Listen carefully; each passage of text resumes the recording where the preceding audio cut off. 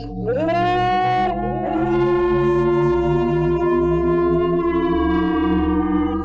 you ready to partay, Henry? Oh, I'm ready to partay, Gus. Are you ready to partay? I'm ready to partay, Henry! Welcome to Spongebob Boyz. Fuck you. Yo, what's up? It's Spongebob Boyz! You aren't ready for this! And neither are we. This is the show where Gus and I watch new SpongeBob episodes chosen by a random number generator and just try to convey the fucking horror to each other. Yeah, we have not watched the same episodes. We each were assigned a random number, and the idea is that we have to contextualize the nightmare visions that we've seen and present them to each other. And these are all episodes beyond, like, season 7. Beyond the pale. It's gonna be unpleasant to record and even more unpleasant to listen to. So buckle the fuck up, goofy goobers. I have a skull-shaped shot glass full of spiced rum that I'm gonna drink now. Alright, one sec.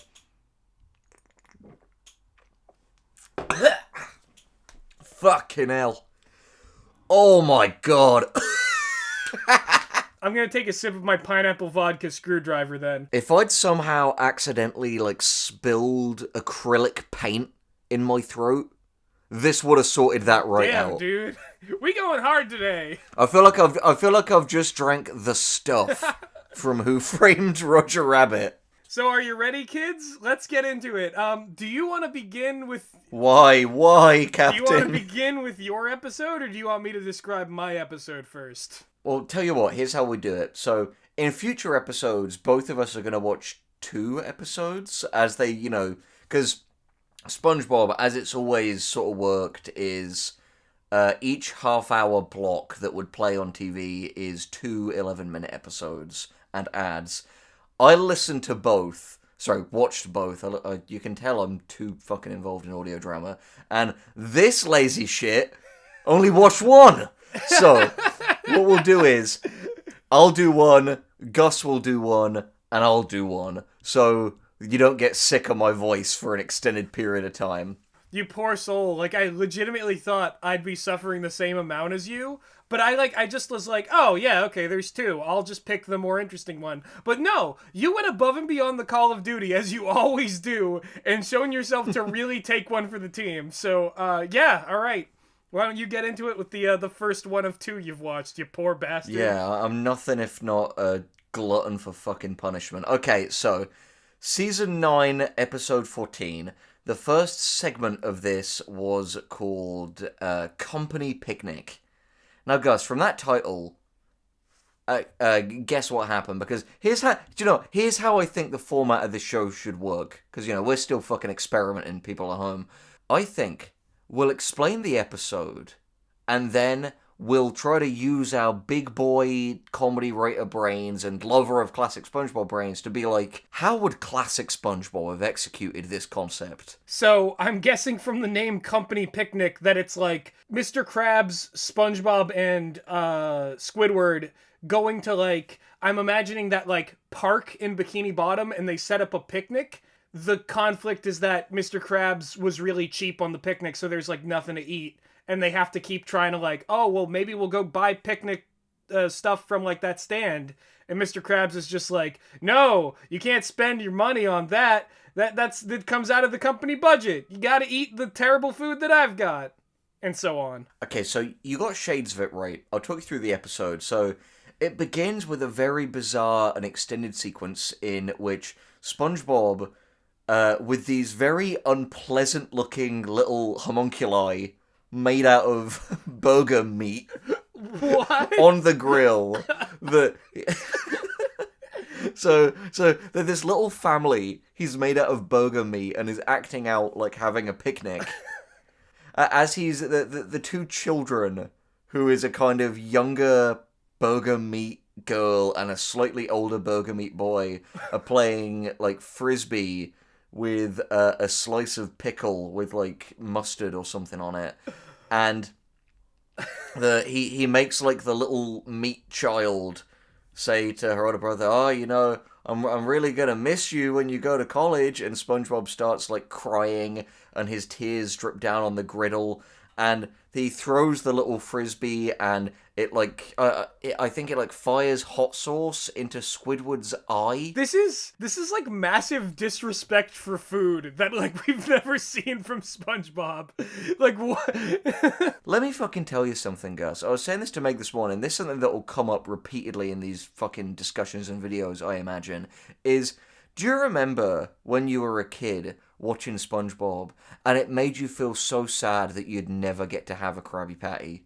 Because they made them look so delicious. Yeah, no, you were like, okay, this burger, this food, this restaurant, like, I want to be here, I want to eat this food, right? It's a show that treated the Krabby Patty as a concept with true reverence, and people loved it. So, like, both people, like, in our universe and people in the show, hence why Plankton always wanted to steal the formula, because the Krusty Krab was a genuinely, like, successful restaurant. Yeah, exactly. Like, the Krabby Patty in-universe is akin to, like, what Jawbreakers are in Ed, Edd n Eddy, what candy is in, like, Flapjack, and what the cereal of any given cereal commercial is within the universe of that commercial. Yeah, exactly. It's, like, it's the special stuff. But the real irony is that modern SpongeBob episodes, like, you wouldn't even want to eat while watching them, because they're just often so, like, gross and go out of their way to be, like, bizarre and repulsive that it would just put you off your food. Yeah, like, if you ever thought of, like, a fry cook preparing your food like this. Yeah, with his little meat homunculi crying onto the griddle. Yeah, none of this is good. Okay, so Squidward is in pain now. That's what you said? Yeah, that's the takeaway? Hot sauce ends up in his eye, and his eye sort of, like, grotesquely swells up and becomes bloodshot and sets on fire. Because modern SpongeBob episodes are so sadistic. Especially the Squidward. That's so brutal. Why is he set on fire? Oh my god. Okay, hot sauce is hot. I get it. Cartoon, visual signifier. But, like, that's just such overkill, right? The weird thing about modern SpongeBob... The weird thing. One of the many, many, many weird things about modern SpongeBob is the fact that, like, they forget that a key part of Squidward's character early on was that he was a dick, and bad things happened to him because he was a jerk. Whereas these days, his biggest flaw seems to be that he is, like, clinically depressed, and yet the things that the universe has happened to him are more sadistic than ever. Yeah, and also, like, I have a feeling that, like, if you looked at, like, the sort of cartoony violence from the early seasons, it wouldn't be so, like, rendered in such horrible detail as it is in these seasons. Yeah, I think the worst in old SpongeBob would be stuff like, firmly grasp it, where, like, Patrick shoves the jellyfishing net through his hand. But even then, that's when Squidward is so thoroughly, like, bandaged up that, like, you definitely couldn't call it gruesome beyond the implication and, like, Roger Bumpus's, like, performance as Squidward. There's just, like, there's no, like, liquid or, like, it's not a vulnerable part of the body, There's really. no pus. Yeah, God, like, pus and fluids are going to be a running theme in this show, I can already tell. But, Yeah. go on. Anyway, so Squidward's eye is all fucked up, and Mr. Krabs comes over and berates him for being in pain and sprays him with a fire extinguisher. And then Mr. Krabs goes into the office, and SpongeBob does this weird kind of Jedi mind trick on him, where he's saying that, like, the patriarch of the meat homunculus family is like failing in productivity, which really disturbs Mr. Krabs. And SpongeBob, like, draws, like, a productivity graph with ketchup on the wall, and then says that, like, you know, he needs a company picnic, and then says to Mr. Krabs, you know, you could give us a company picnic. And Mr. Krabs kind of reluctantly, like, agrees to give a company picnic, but purely for the sake of productivity. So they all set off to have this picnic. Of this fake meat man. I just wanted to clarify that was the case. Well, the fake meat man is out of the picture now. They're done. Like, Okay. they took up an inordinate part of the early portion of the episode, but then never return. That's so weird. That's like having, like, oh yeah, this is Bubble Buddy, but he's just around for like this brief 1 minute segment of the 11-minute episode. Yeah, he's just gone. He never comes back. So they all leave to go on this picnic, and then Plankton, who has been spying on them, is like, "Ooh, they're going on a They're going on a company picnic. Like I'll show them a real company picnic." But anyway, cut to like you said, they're in a park, and they're all sitting on a lot of toilet paper rather than a blanket. And the quote-unquote food Mr. Krabs has brought for them are literally just, like, packets of sauce, just, like, condiment packets. Oh my god, I fucking called it. I fucking called it. Of course Krabs would pull that shit.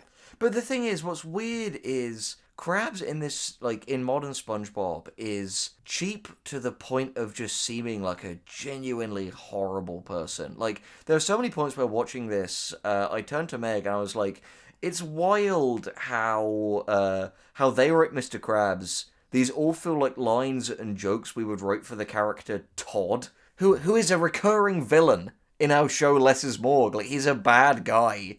Like, it's just bizarre that Mr. Krabs, who, yeah, was always cheap, but his cheapness clearly came more out of the fact that he was like a very old-fashioned, tight-fisted dude, rather than just being this, like, money-grubbing sociopath. He was still fatherly to his employees. Yeah, he had this sort of like morality to him where, like, you know, he told SpongeBob and Patrick about swears and about the consequences for swearing, and also was really concerned about the hooks. Like, a lot of episodes that focused around Mr. Krabs were him trying to impart a lesson to these, like, you know, untested youths, even though, like, SpongeBob and Patrick are, like, 30. Well, that's the thing. Mr. Krabs' characterization back then was very much shown as, like, this is, like, a stern, like, ex-Navy guy who runs a tight ship. And as a result, he's this guy who's like, you know, like, he doesn't want anything ostentatious. He is here to, you know, provide good burgers, but, like, that's it. No frills. Like, you come, you get your food, then you leave. There would be shows where, like, he would have a more, like, villainous cheapness. Like, I think a really good example is the Pretty Patties. In that case, like, the thing was more like he didn't believe in SpongeBob and Patrick's idea. It's one of those things where it's like the karma was not because he was cheap. The karma was because he was, like, trying to crush an idealistic dream, which is, like, the bad thing to do. The same with, like, Squeaky Boots. But also a key element, and I'm glad you used that word, is that the earlier SpongeBob episodes did have a sense of karma. When a character was, like, a bad person, it would generally come back and bite them on the arse. Whereas modern SpongeBob has a much meaner universe where people just do bad things and it just happens. So anyway, speaking of, so they're at this park. Squidward continues to have bad things happen to him, and then Plankton's, like, bus that he has now turns up, and he's doing his own employee picnic where he has robot versions of SpongeBob and Squidward, and he actually puts together this, like, really amazing company picnic with, like, rides and, like, cotton candy stands and, like salted peanuts, like, circus calliope organ. Okay, I know this isn't, like, exactly, like, unique to new SpongeBob, but where does Plankton get his money if the chum bucket, like, is constantly, like, destitute and incapable of bringing in business? Yeah, I think what also kind of bothers me, and this is a point that Meg made when we were watching it, is, like, in old SpongeBob, the main focus would be the conflict between Mr. Krabs, SpongeBob, and Squidward at this picnic, and in the end, he would likely learn a lesson about, like, not treating people like shit, because you can have these great episodes where Mr. Krabs is You like the fishing trip episode? Yes, the $1,000,000. I was going to say that. That's a great episode where SpongeBob and Squidward come together when Mr. Krabs is the bad guy. And also, like, even though he doesn't appear that much in the episode, he's still clearly, like, the driving force behind that SpongeBob and Patrick episode, Wet Painters. Yes, which is a fantastic episode. And it's not about his cheapness, it's about his, like, fastidiousness. It's about his like strict nature as this like guy who runs a tight ship, as you said. And the sentimental value of his first dollar. There's so much more to Mr. Krabs than like what this lets on. And also the reliance on just like and then Plankton shows up because we forgot that this episode didn't have any conflict.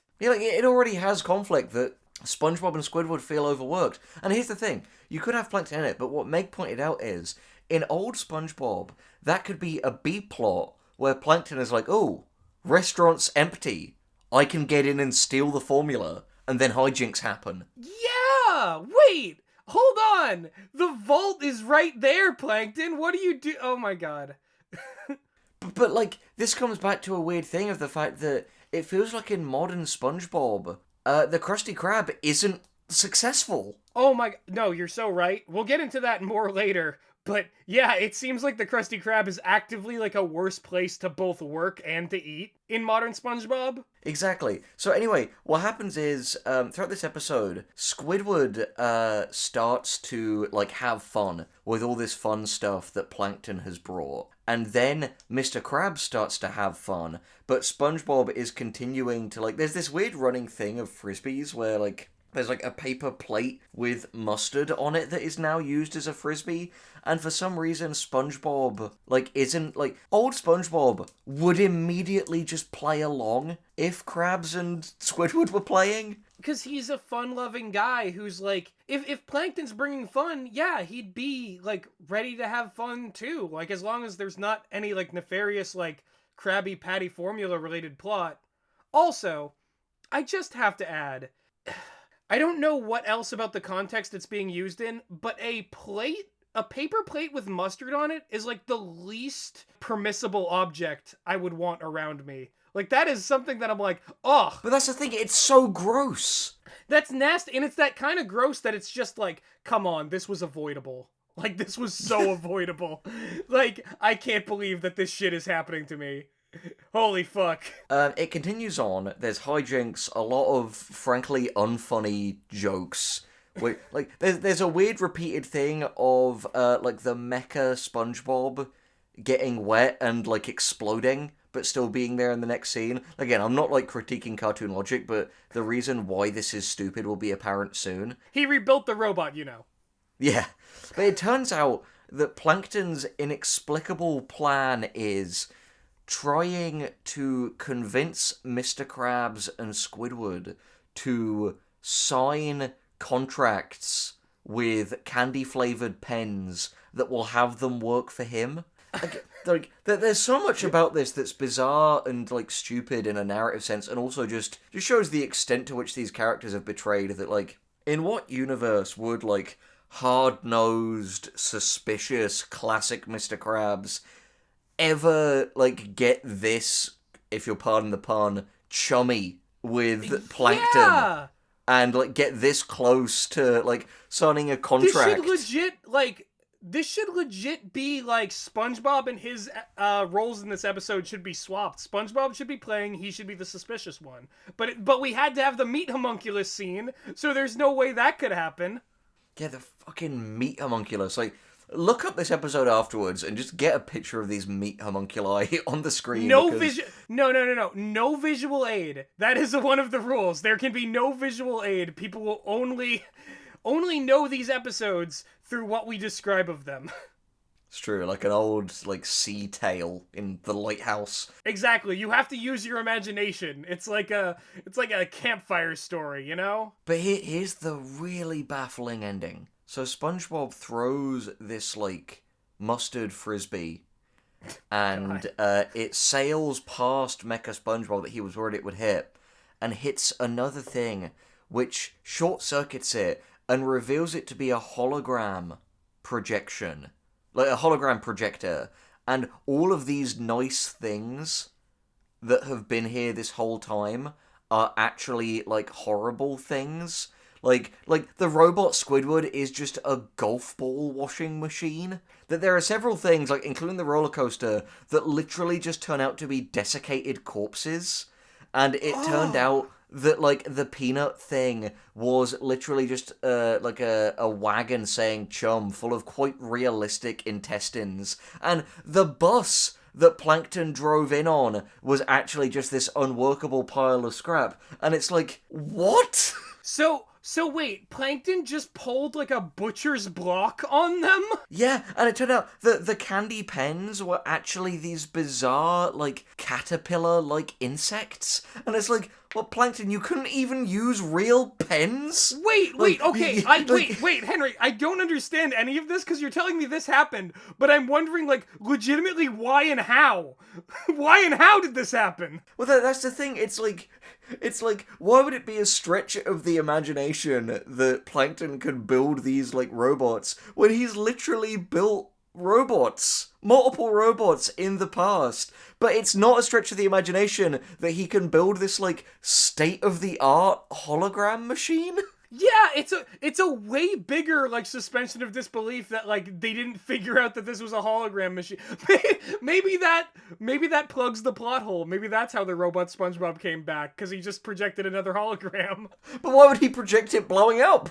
Yeah, no, oh my god, this is fucking, like, I can't believe the shit I'm hearing, because, like, this is, like, one of those things where it's, like, okay, what draft was this? Like, what fucking it's, like, this is, like, haha, that's the silly ending, we'll write a new one, right? Right? Well, it's like an exquisite corpse where, like, each segment of this show was written by a different person and they weren't allowed to see the previous segments. It's fucking Mad Lib's writing, dude. Like, what the hell is this? It would explain why, like, the meat homunculi never come back. And this, like, and I remember I saw this hologram and I turned to Meg and I was like, why is Plankton working in fast food?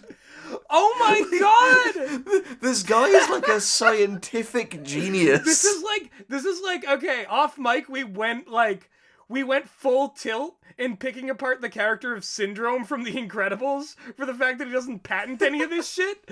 And this is the same fucking thing. We're like, Plankton, why are you, well, like, you went to college for science and you aspire to be like a fast food manager? What the fuck is wrong with you? You could be solving all of the world's problems. You could be curing disease. You could be like, if you want to still be evil, you could revolutionize warfare. You fucking hack! What I love is, why doesn't Plankton use his hologram machine to project better food in his restaurant? Holographic meatloaf! My favorite! Literally! But the thing is, Squidward seems to think that, like, all of the holographic food in this is delicious. So, like, Plankton, come on! This is... okay, is that the end of the episode? Basically, I just want to say, so, Alexis Bristow, voice of Riley Almanzor, and huge SpongeBob fan. I was telling her about some of this morning, and she was just going off about it, and she was saying, it sucks that in modern SpongeBob, Plankton feels like the reasonable one, because everyone else's characters have been, like, so flanderized and dialed up to 11, that, like, the show's, like, comical supervillain character now feels more sympathetic than Mr. Krabs. He's the only one who meaningfully wants something. He's basically the protagonist at this point. Well, yeah. And the thing is, like, again, just... Plankton, why didn't you use real pens for these contracts? Yeah, how would they be able to, like, sign them in reality if it wasn't real pens? Yeah, like, you're going so out of your way to be evil here that you're shafting yourself in such bizarre ways. It's one of those things where it's like you look at the actions of a villain, it's like, is that actually evil? Or is that just convoluted and complex? And thus, because it's impenetrable... Like a Rubik machine of sorts. Because it's impenetrable, it seems more malicious than it actually is, because the end result is meaningless. It's like, my god, this man must be insane to cultivate such a bizarre scheme. Vivzy Pop Club, is that you? Yeah. It's the Rubik Killer, who is also Vivzy Pop Club, who is at war with Momoe to become the Avatar.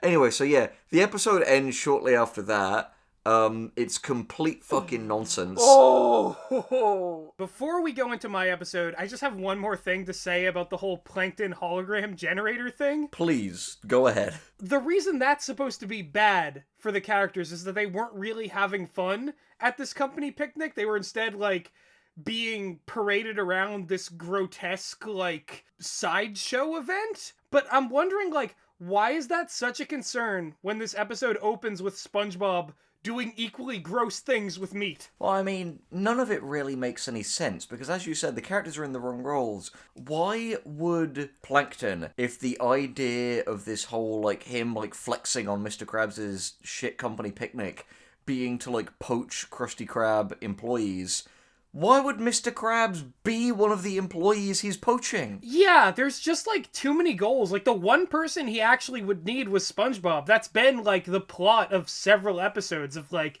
getting SpongeBob because he's the one who makes the patties. Exactly, if you can't get the patties, get the cook. Yeah, it's like... SpongeBob is this world's version of Heisenberg, apparently. Yeah, everyone wants him. Okay, so the thing is, it feels like there's this kind of... You know, you've heard of gray and gray morality? This is gross and gross immorality, in which both sides are equally gross and without moral scruples. Yeah, it's fundamentally shoddy writing. Which is sad, because again, classic SpongeBob episodes, like, were made like a Swiss watch. Like, they were so good, and every element would often come back in really funny ways. And if there were non sequiturs, they were brief enough that they were forgivable, and they were often funny enough that you didn't even really notice or mind. Exactly. Like, this was one of the most beloved, like, shows for a reason, and it's a shame to see where it ended up. Are you ready to hear about my episode? Like, I genuinely don't know what to expect. Okay, I'm gonna take a big sip of pineapple vodka, and then we'll get into it. Pineapple vodka, Yeah. as Iron Felix would say. So my episode was called For Here or To Go. It is an episode that starts within the Krusty Krab, where there's a big announcement being made. There's like a display case with like a curtain over it, and SpongeBob's playing like a horn, and as Mr. Krabs comes out to do this announcement, SpongeBob's still playing the horn a little too loud, and Mr. Krabs, in a rage, jams SpongeBob into the horn. And we see this image of SpongeBob just, like, mangled inside of a horn. Mr. Krabs is horrible in New SpongeBob. He's such just a mean, vicious brute of a man. This is the kind of thing that, like, all of Bikini Bottom tore Squidward apart for. You know, when he made SpongeBob into a little sausage, and yet Mr. Krabs just casually injures his employee like that. That's the thing. The worst kind of flanderization, in my opinion, is when everyone just becomes mean. Like, mean in a way that contradicts kind of one of the core appeals of the show. Because one of the things about, like, old SpongeBob was that, you know, the Krusty Krab obeyed this kind of, like, manager-employee relationship, and when, like, that got strained by Mr. Krabs doing something unfair, or by the employees, like, slacking off or something, then legitimate conflict developed from that. But no, they're just acting like cartoon characters, which is fine in other areas of the show, but when they're, like, in the Krusty Krab engaging in, like, this kind of, like, ridiculous behavior, and it's not called out, it, like, doesn't feel correct, you know? Yeah, it's just weird kind of Three Stooges shtick. That just unfunny, like, everyone is just getting each other all the time. Exactly. And it's a shame, too, because, like, I hate to say this, but the animation is, like, so much more fluid, but to the point that it feels uncanny and unlike the original stuff. Yeah. So anyway, the big reveal is that there's this jar of, like, sesame seeds that go on the Krabby Patties, and if people guess the number inside of the jar, they get a free Krabby Patty, which, you know, Mr. Krabs, of course, has difficulty saying. SpongeBob has to, like, kind of slap him on the back to get him to say the word free. This premise feels like something that could happen in classic SpongeBob. Yeah, it feels like the beginning of something, because at least it's like Mr. Krabs is giving people the opportunity. And of course, we're followed by, like, an unfunny montage of people guessing, like, numbers like 2, or, like, the color blue. Yeah, I was gonna say, and let me guess, people guessing things that aren't even numbers. Oh, yeah. Just abstract concepts. Straight up, an old man comes up and says, "Oh, I guess Mermaid Man!" And Mr. Krabs says, That's not even a number! And they wouldn't even play Mermaid Man because Ernest Borgnine died years ago. Anyway, the thing is, Plankton appears in the restaurant, and he's like, oh, if I count the seeds, I'll get a free Krabby Patty. And you can see where this is going. Mr. Krabs throws him out in classical fashion, but unlike usual where he like takes him outside of the restaurant and just hucks him back, Mr. Krabs does something very strange. Let me guess, does he shove him into the sesame seed jar? No, brace yourselves for this. So, Mr. Krabs puts Plankton into his mouth. This is because we made that Vor video, isn't it? Yeah, this is what we're cursed with now. It's going to crop up in every piece of media we see. It's like a fucking SCP, dude. Don't get me wrong. We're all down for a bit of tasteful, gentlemanly Vor now and then. But not in SpongeBob. Well, that's the thing. It's like, if that's what people are into, that's fine. But, like, it can't be in everything. And it doesn't belong here. So, it gets weirder. Because another element comes into this. In that Mr. Krabs, after chewing Plankton up like a wad of bubblegum, inflates him like a bubble. And, like, spits him into the air. When did SpongeBob become a body horror show? Like, it used to matter that SpongeBob, because he was a sponge, was like the only one who could do weird stuff with his body. He was comically invincible, but now everybody kind of like gets injured all the time and then recovers immediately. It becomes just generic cartoon. So Plankton is floating there for like too long, and then Mr. Krabs like takes in a deep breath and blows Plankton through the air all the way back to the chum bucket, where he splats against the wall and oozes down and then reforms. Do you know what I hate? Yeah? The sequence of events you just described to me, I bet there is at least like 4 fetishes in there. No doubt. Like, that is a series of fetishes. From like the inflation, the chewing, the like micro-macro thing, the like transformation, the melting, the reformation. Like, the thing is, dude, it's, as we've discussed in our, some of our Ponder Over Wonder videos with, like, the Steve Marmot, Musclecock, Fairly Odd Parent stuff, a lot of people with, like, fetishes that are, like, unactionable in real life end up just going into animation and, like, exposing children to their kinks. Because they're like, yeah, I get paid to draw basically anything, and I can make these, like, abstract bodies do anything, so why not make them things that, like, I will have a good, fun, private time to later. Yeah, no, exactly, and it's massively inappropriate to do that in children's entertainment, but as well, it makes me think of, like, that there's a new SpongeBob episode that I remember one of my younger brothers watching, where Plankton creates a gas that can turn people into babies, and he turns everyone in the Krusty Krab into babies to the formula, and it's like, look, dude, we know this is someone's fucking fetish. It's like, maybe I've just got this on the brain because Meg and I were playing the iCarly drinking game last night, and it's just like, wow, this is obviously made by, like, a pedophile with a million kinks. But modern SpongeBob has the same vibe. It does.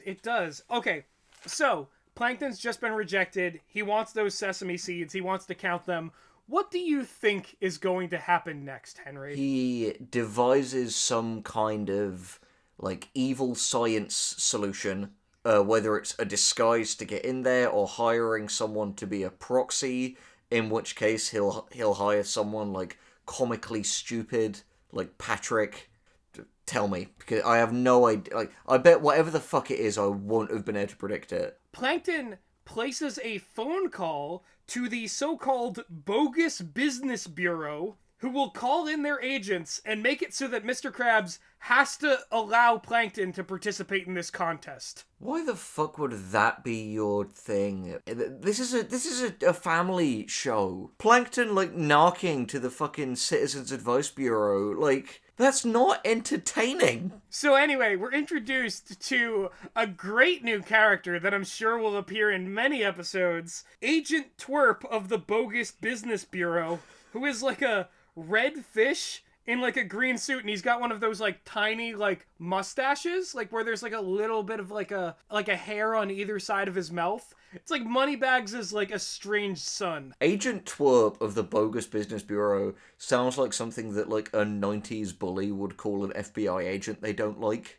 Well, if it isn't Agent Twerp of the Bogus Business Bureau. Yeah, or they've like made up an FBI agent to like like trick a kid into thinking that like the bogus business bureau is gonna lock you up. I've got Agent Twerp on the phone. Either way, I just love that basically we have Plankton like calling in like the ACLU to like, no, you can't discriminate against this man entering your contest. That's literally what it is. And then, like, suddenly it's just like, okay, bureaucracy is involved. And the rest of the episode will then be this, like, battle of Mr. Krabs and Plankton figuring out how to, like, outwit the bureaucracy. Modern SpongeBob had an earlier, like, courtroom episode where I believe Plankton faked getting an injury due to a wet floor in the Krusty Krab and, like, tried to sue Mr. Krabs into, like, giving him the Krabby Patty formula as collateral. Like, so how come in some episodes Plankton is just, like, doing, like fraud lawsuits, and in other episodes he's building robots to, like, buy and holograms. And holograms. Like, this is just, it's there's no consistent. But anyway, Plankton does use science to guess the jar. Like, he does, like, use, like, you know, special goggles and a calculator in order to guess the exact number of things in the jar. But, of course, Mr. Krabs has to, count every single one of the seeds out in front of this bureaucrat in order to confirm that this is the case. And he almost gets away with, like, Plankton guessed just one higher than it was, until SpongeBob, who literally all he does in this episode is make it harder for Mr. Krabs, he finds an additional seed inside the lid, and he's like, looks like Plankton was right. It's like, SpongeBob, shut your fucking mouth. You could have just let this slide. I love that SpongeBob goes from, like, naive to childish to, like, just, again, flanderization. All your characters will get mean and stupid. So stupid. He is, like, only a hindrance to everything else going on. Like, he is a hindrance and he's a punching bag for Mr. Krabs, and that is it. So Mr. Krabs, in a last-ditch effort to stall, he, like, rushes over to the sign and he's like, oh, well, I have to give you the show first that comes with the thing. And he's writing a permanent marker on the sign, free Krabby Patty and a show, and the fucking Agent Twerp buys it? It's just not funny. Yeah, so Plankton's on the verge of tearing his antenna out. I'm on the verge of tearing my antenna out. So Mr. Krabs prepares a puppet show, which, again, this, like, puppet show has nothing to do with anything else going on in the show. It's just a puppet show about how, like, there's a Krabby Patty boy that, like, an evil fake Plankton eats, but then he eats the patty and, like, he dies. But, like, it does not at all connect to what's going on. If the puppets were the meat homunculi coming back, but now they're, like, rancid because it's been several episodes, like, I'd be impressed. Yeah, that would at least be a tie-in to something that was happening. So this puppet scene added nothing, and now Mr. Krabs' next plan is, well, I'm going to get rid of all the buns so that SpongeBob can't make a Krabby Patty. So he takes all the buns and he goes into the bathroom and he starts trying to flush them down the toilet. But there's another guy in the bathroom. Wait. Let me guess. Yeah. As he's, like, shoving them down the toilet, he's making, like, grunting and straining noises, and someone is, like, disgusted, thinking he's taking a massive shit. Yep, he's, like, gripping the tops of the stall and, like, being like, come on. And, like, I liked it better when it was in Austin Powers and he was fucking drowning that assassin in the toilet. Who does number 2 work for? And the, like, American, like, cowboy guy in the next door being like, yeah, you show that toad who's boss. Again, nothing. Like, just like the puppet show segment, it's another segment that it's like, okay, like, all right, Mr. Krabs is just doing an awkward bathroom scene. And the moment he walks back out, it's revealed that SpongeBob ordered more buns. So that is, like, rendered completely moot. They arrive, and the patty still needs to be made. Again, SpongeBob doesn't like Plankton. Like, it's bizarre that he's, like... Again, remember when, in classic SpongeBob, when SpongeBob and Mr. Krabs colluded to poison a health inspector? Yeah! Exactly. And now he's going out of his way to shaft Krabs and deliver the thing to the restaurant's worst enemy. Okay, well, to be fair, he did order them for the contest. He didn't know Plankton was going to be in the contest. But, like, again, all SpongeBob does is he's a hindrance, and then he's like, oh no, my efficiency ruined everything. Like, he's such a, like nerd who's 2 steps ahead of himself. That's, like, that's how to describe SpongeBob. But anyway, SpongeBob plays taps on the same horn that he was shoved into earlier as they bring out the Krabby Patty. No, actually, wait. I think he had, like, a trombone in the earlier part, and now he has a trumpet. Anyway, it doesn't fucking matter. They bring out the patty to Plankton, and... Wait, Gus, can I make a prediction? Yes. Is Plankton defeated, shoved into the trumpet, and, like, blown back to the chum bucket with it at the end? No, that would be more palatable than what's about to follow, my friend. Mr. Krabs shoves him up his arse and farts with the sufficient force to shoot Plankton into the moon. That, too, given, like, cartoon physics and that farts are common in Nickelodeon shows, would also be more acceptable than what is about to follow, my friend. I am so scared. Go on. So, Plankton is gonna get the patty to go, and then Mr. Krabs insists, you must consume it on the property, to which Agent Twerp allows it. He's been here the whole time, by the way. Oh yeah, of course. So Plankton grotesquely unhinges his jaw. Vor again! He takes the entire Krabby Patty into his mass, and his head is now a swollen Krabby Patty-shaped bulge.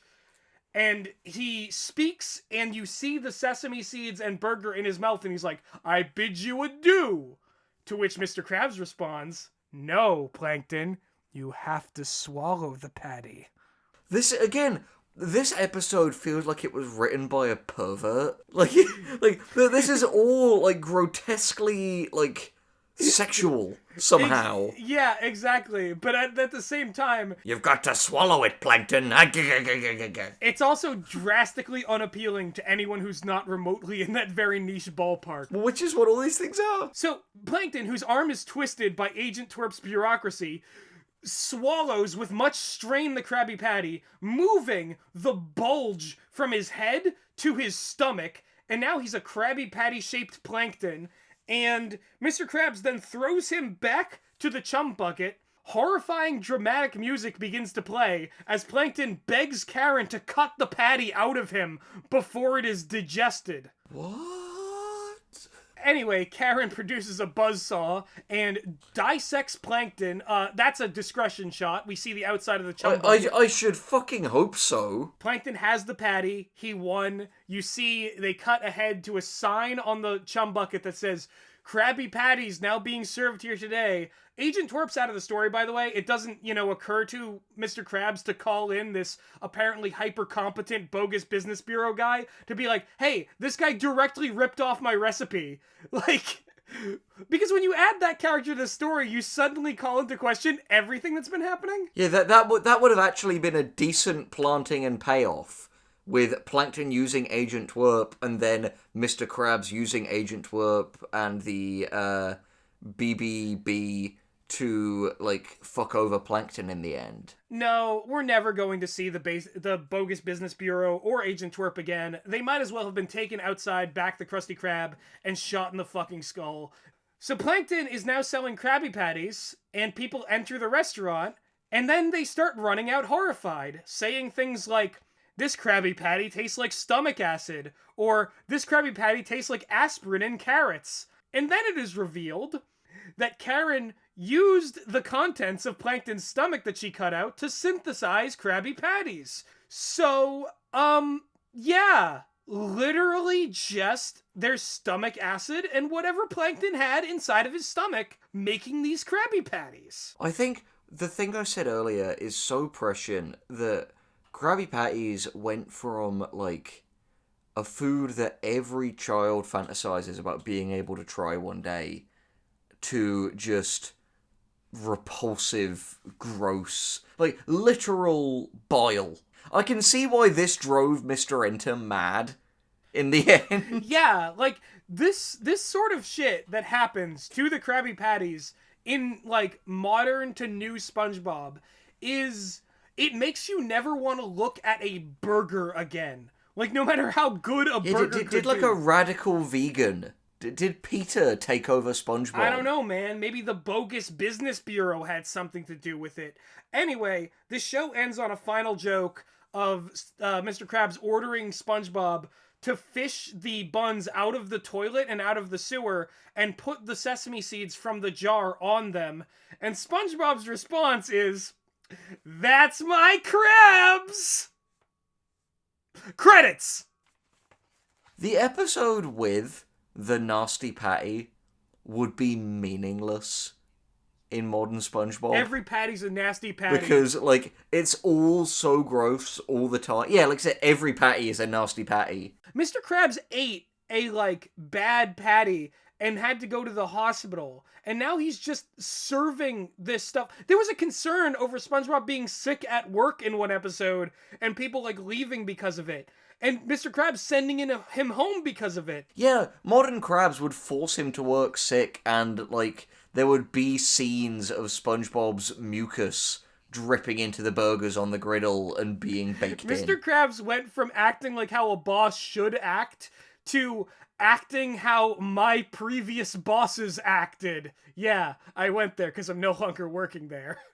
Mr. Krabs has, like, gradually become just Drayton Sawyer from the fucking Texas Chainsaw Massacre movies. Just this, like, semi-senile, demented old creep. Arr, SpongeBob, sex is just a trap. I've tried it. Arr, arr. Like, you'll find, like, teeth in the patties, and, like, he's getting, like, SpongeBob and Squidward to, like, murder people to make into the new Holy patties shit. to save money on meat. And Sandy is Stretch in this scenario.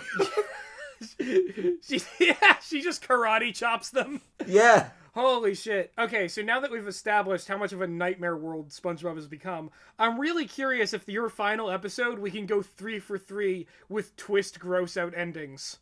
Okay, so this one does have gross out too, and there's a weird theme of all of these are Krusty Krab episodes. Because, like, the writers are so fucking lazy that it's just become a shit workplace comedy now. I think that's a thing that Mr. Enter actually said in one of his videos, where he's like, if an episode past season 5 begins in the Krusty Krab, it's going to be a bad episode. I mean, give the devil his due. He's right about that. Like, well, we're not here, like, telling people to, like, kill the writers or whatever, but, like, there's no denying it's shit. Yeah, we're not going to reveal the poor people who had to work on this, because, you know, they gotta eat too. And like, imagine for a second being an animator or storyboarder on SpongeBob, or a writer, and having to write these terrible situations with food, and then having to, like, eat and know that what you did granted you the paycheck that allowed you to eat food. Like, my heart goes out to them. My heart that, like, I could only imagine if I actually ate any of the food in the show would be plugged up by, like, terrible amounts of amino acids. The final episode we're talking about today is called Pull Up a Barrel. And the premise is, again, nobody's at the Krusty Krab because in modern SpongeBob it's not a popular restaurant, and it's obvious why, because the food is inedible poison and it's a horrific atmosphere to be in. It's one of those things, the implication is like, man, I used to go to the Krusty Krab to eat, but then, like, the manager and the employees just got evil, and, like, I couldn't support their business anymore. Again, it's the Texas Chainsaw Massacre. Yeah. Just like, oh, they just went mad. And they're producing awfulness Mr. now. Krabs, I've got a new idea, and it's called Nomland. Ah! Yeah. It's just SpongeBob with, like, half of his, like, sponge head shaved off and replaced with a metal plate. He can survive that. That could easily happen. I imagine, okay, and Bubba is Patrick, and Squidward is Grandpa. I have something to add to this conversation. Welcome. Yeah. So Meg is here. Squidward is Nubbins. Yeah. Yeah, no, Squidward is Nubbins. Squidward is Nubbins, and then Patrick is Leatherface. Yeah, Patrick is Bubba. Yeah. Patrick with his, like, his, like, Bill Fager-Bakey noises. Fucking Raps movie noises. Exactly. The Bikini Bottom Chainsaw Massacre. Nah. Yeah. The Bikini Bottom fucking spatula massacre. Oh, shit. Feet the hash slinging slasher. For them, an idyllic afternoon in 2014 became the stuff of nightmares when they were exposed to the Bikini Bottom Spatula Massacre. Oh my god. Woo! No, that's It's one it. of those. That's It's one the of those show. high-tech spatulas that SpongeBob gets in Instead some of the camera shutter episodes. noise, it's just Gary. No, it's the spatula from the first Anyway, I episode. just had to come in and say that. Thank you. Bye, Meg. Bye, man. Thank you for joining Spongebob Boyz. Yeah. Oh my god. Anyway, so the the Bikini Bottom spatula. It would be a massacre. better episode than any of the ones we've talked about already. You know that. That's the thumbnail. If we can get Chop Top in the thumbnail of a fucking SpongeBob video. I mean, we could get Meg to do art of SpongeBob and the cast as the Texas Chainsaw Massacre. Yeah, too. no, that's it. We're talking to Meg afterwards, and we're making that happen. Holy shit. Oh boy. Okay, so basically, because this restaurant is barren because it's horrible, Mr. Krabs says he'll like spin them an old navy yarn and tells them to pull up a barrel to sit on. He starts telling this story, and it's one of those annoying things where like a person tells a story like ostensibly from their past, but like all of the other people in the story are like the show's central cast recontextualized. Oh, this is the fucking like this is a Family Guy writer's room trick too, where it's like we can't think of a premise to an episode. I know a different time period and / or pop culture story with the characters from the show just substituted in. Yeah, legitimately, like, what if we just basically tell a story that kind of the constraints of this show wouldn't allow, but, like, you know, all of our cast can still be in their, like, contract-mandated number of episodes. Hey, Lois, look, I'm Captain Freaking America. Oh, I hate it. Ada, I'm the Black Widow. So, here's the bizarre conflict of this episode.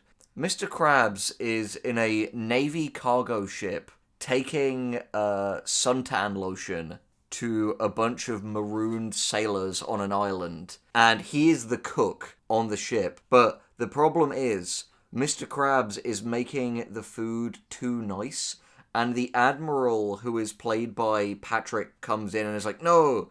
Like he basically comes in and he takes the lid off this thing. It's like, what is this? And it's this quite nicely plated up cheese and cucumber sandwich with like a like cocktail stick and an olive in it. Is this gonna be a weird, like, finer things are for fucking sissies? Yeah, basically. Yeah. Oh my god. Did Captain Shishmail write this episode? This whole episode has the energy, like... Less is Morgue fans who are on the Patreon, which is a small sliver of the audience here. Yeah. This is a shit version of the minisode Tales from the Sea, starring Captain Sishmael, played by Gus and written by the wonderful Charlie Porritt, who you'll know from like MCU in Hell and the Monster Go videos and stuff like that. But like he comes in and he's like, what do you call this? And Mr. Krabs goes, oh, that's a cheese and cucumber sandwich with the crust cut off. And Admiral Patrick is like, no, like, this won't put, like, hair on our men's chests. They need to, like, we don't cut the crusts off. We only eat the crusts. And there's just this, like, bin in the corner that is just full of rancid sandwich crusts. How are these people alive?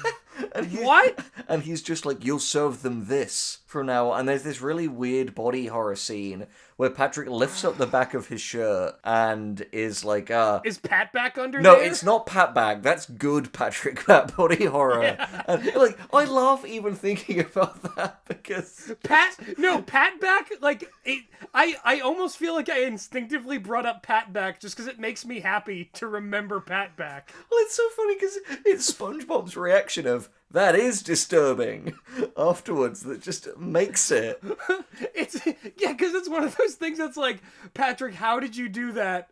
Okay, we're just not going to address it because the answer would be worse than the question. No, exactly. But no, so Patrick's, like, exposed, like, a vertebrae become like a steel girder under his skin. Wait a fucking second! Hold on! Yes, starfish Hold don't the have fucking spines. phone. Yeah, this show is about fucking invertebrates! Oh my god! What the fuck? No! Yeah, it's bad. But anyway, so Mr. Krabs is ordered to have this, like to feed this slop made out of moldy sandwich crusts to the crew. Which they love, apparently. No, they don't, is the thing. They hate it as well. So he sneaks them good food. And Admiral Patrick, the one kind of funny joke in the episode is that every time this Admiral appears, he's wearing a slightly more ostentatious hat. And no one ever draws any attention to it. This motherfucker's mocking fine cuisine, but he's got, like, a big, like, amount of the, like, Navy budget spent on his fucking hat. Give me a No, break. legitimately, by the end, he looks like a North Korean general because he's just, like, covered in, like, medals and everything. That's amazing. Like, again, that's a legitimately good joke, so we're giving credit where credit is due. And I said to Meg, like, if anyone draws attention to it, it'll ruin it, and nobody does, so it's actually funny. You know what that reminds me of? It's that joke in Scary Movie 3 where, like, the sheriff is like, yeah, strange things are happening around here. You better keep your eye out. Yeah, and the hat gets bigger. Like, the rim of the hat. Every time they cut back to them, their hat is bigger. And the one time it's ever brought up is that, like, they're trying to get back into their car and they have to squeeze the rim in, like, just a bit. But it's... Yeah. And again, that's the one funny joke of the episode. Understated visual comedy is one of those things that, like, really was prevalent in stuff like like SpongeBob and, like, the early Simpsons. And it's something that I think has, like, fallen more out of favor because of, like, you know, this era of, like, people just listening to stuff in the background. So I actually commend this episode for putting in a gag like that. Yeah, no, oh my god, I keep... My catchphrase, yeah, no, absolutely. Coming to a t-shirt near you. On the forthcoming Die Gentleman merch store. Yeah, no, absolutely. Alright, so he is secretly serving nice food to the crew, and as a result, this admiral played by Patrick puts him in the brig, where he is guarded by two men played by SpongeBob and Squidward. SpongeBob just has the cotton candy machine and is making cotton candy and gives some to Mr. Krabs, and it allows Mr. Krabs to make a key out of cotton candy to escape. Fucking cotton candy? It's baffling. And they keep referring to it as spun sugar. No, I'm sorry. Spun sugar? What? Is there, like, a geriatric writing this episode? What's going on here? I mean, Mr. Krabs is old-fashioned, but, like, it's still bizarre. Yeah, this is one of those things that, like, Family Guy would do, where they'd start talking about, like, fucking straw pennies and shit. Like, nobody gets your weird old-timey references. It just isn't funny. But anyway, so Mr. Krabs escapes, and nobody... Like, all of the other crew are indisposed because they've all gotten sick from the food that Patrick has been making them eat. And then, in a moment that is hilariously lore-shattering for this show, they reach the island, but they are set upon by pirates, the leader of which is Sandy, who isn't wearing a suit or a helmet. Okay, but wait, is this because in the backstory, she doesn't have to breathe underwater because this is a pirate that they're just putting Sandy's identity on? But like, it doesn't make any sense because no one really draws attention to this fact, and we don't know if we're to take it as, like, this is just Mr. Krabs, like, bullshitting, or this is an actual tale from his past that we're just using these for, again, because we're lazy, and it would take a lot of effort to come up with all these new different, like both designs and characterizations for people who would be around this ship with... Because the thing is, I feel like the law of whenever you do this kind of thing, if the premise is, you know, you're just, like, using characters from your life in this story, those characters need to appear in the framing narrative. Yeah, because it's really Patrick and weird. Sandy aren't in this episode outside of this flashback. Also, like, I'm pretty sure, like, Mr. Krabs' Navy buddies appear in an episode. Like, granted, that's, like, a one-off thing. They do. But, like, you could have, like, used a little bit of that in this episode. I know that, like, SpongeBob is, as, TV Tropes has pointed out, it is negative continuity where like nothing can ever like be consistent, but like still there used to be like some level of restraint with just recycling the characters in these situations. It used to be reserved for specials. Oh wait, don't tell me that this was somehow a special episode. No, it wasn't, because it was just, the standard 11-minute long thing. In the end, they managed to, like, Patrick runs away in fear, and he's had this, like, kind of scar down the side of his face, and SpongeBob attacks him in, like, mutiny, siding with Mr. Krabs, and, like, hits him, and his scar is gone, and you see that the scar was just, like, a stick-on thing that is now on SpongeBob's hand, and Patrick goes, "No, you hit my personality."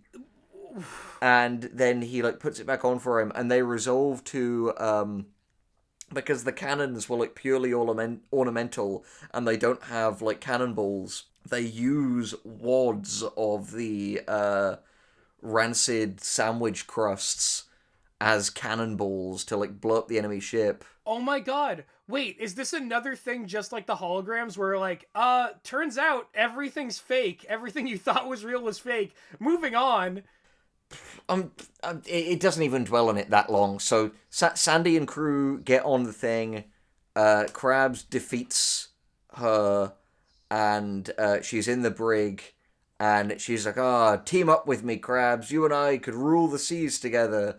And Krabs is like, "No, I just can't, I just can't be a pirate like you. But you know what, here, just enjoy your last meal." And he gives her a pie that has another cotton candy key inside it. And then the episode ends.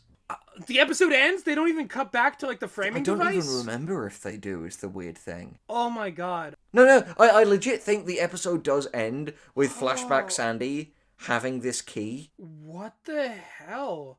Dude, like, okay. Of all the episodes we've talked about today, this last one just feels the most like it's like a dream SpongeBob episode. Like one that you, like, imagined happened. Here's the thing. In the subsequent episodes of this show, we're doing one Spongebob Boyz a month because any more would frankly be masochistic. In the next episode, Gus and I are going to watch 4 each. No, whoa. We're going to watch 2 each. Total. 2 each, 4 total. But here's the thing. While we might not, we have the option to potentially make up one of our new SpongeBob episodes that we're describing, and then afterwards see if we can tell which was real and which was not. It's the ultimate sort of double blind, because we both have the ability to pull shenanigans on each other and completely Schmeckledorf the entire show. That's not even a word, and I agree with you. Oh god, I miss good SpongeBob.